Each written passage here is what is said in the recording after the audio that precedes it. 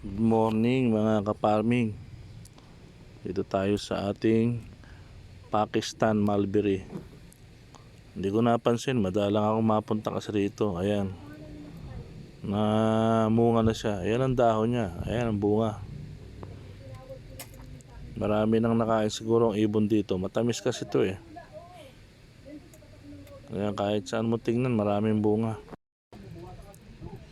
Dito oh. Ang bunga nito eh mas maiksi sa sa Himalayan. Kaya lang mas mabilog to at mas mataba kaysa sa Himalayan na ito kasi ay hindi lang tumatabang maigi dahil nakatanim lang dito sa pangit na lupa, mabato ang lupang pinagtamnan ko rito. Kaya ginawa ko, nilagyan ko ng ibang lupa tapos nilalagyan ko ng fertilizer. Ayan, yan ang bunga oh. Hindi siya ganong kahaba pero mabilog siya.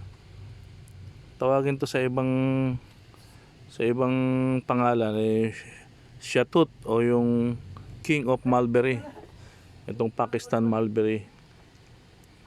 Hindi ko pa nasubukan magpatubo ng ng magmarkot nito. Yan ang katawan niya oh. Medyo maliit pa. Hindi kasi siya naaarawan, natatabunan na itong saging. Lumaki na yung mga saging ko dito. Tsaka ibang puno. Tulad ng nakaraang post ko, yung jujube, mabilis kumapang. Magapang dito, papunta rito.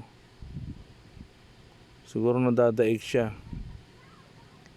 Ay, nakakatuwa rin kung namunga pa rin ng marami. Ito, kainin natin to. Tamis eh. Tamis, marami raw health benefit itong mulberry. Mula sa dahon hanggang sa bunga niya. Ayan, baka pati balat nito pwedeng ilaga inuming sabaw. Ayan oh. Matamis to pagka nakakain ka ng ilan nito. Parang pakiramdam ko na dali ako mabusog. Ayan ang itsura niya oh.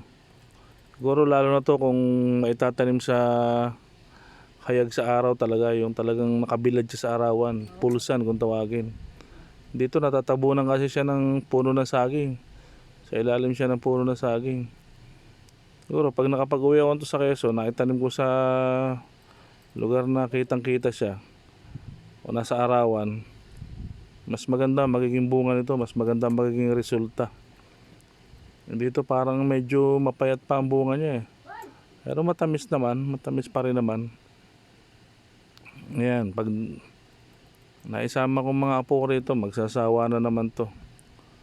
Kasi bukod sa maraming bunga to, yung isang post ko, marami ding bunga yung Australian hybrid ko eh. Tsaka yung Illinois ko nandito, katabi nito. Daming bunga. Ang paraan lang naman dito tip cut tsaka kalbuhin lahat ang dahon. Kung maaari, mas maganda i-bend yung sanga. Ayan oh. Be-bend yung sanga, pa-bend siya, parang nakayuko siya. Maaari mo itali pababa, lagyan mo ng pabigat bato.